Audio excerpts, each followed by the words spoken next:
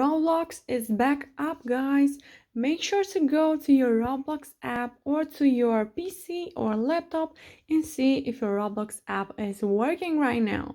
So I just went to my Roblox app from my phone, and as you can see, it's working.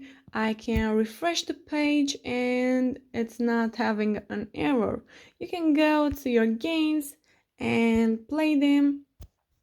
And to show you that it's real, I will go to Twitter.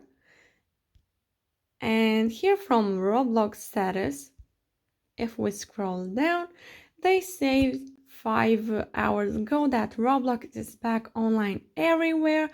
And they thank us that we are patient as they get back to normal. And looks like most users now have access to the Roblox site.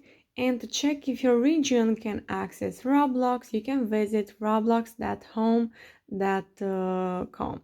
And if you don't have access yet, you have to be patient and you don't have to worry about it because they will solve the problem for you too. So guys, if this video was helpful for you, you can smash that like button and subscribe to our channel. And also, if you have some questions, you can go ahead and ask them in the comment section down below.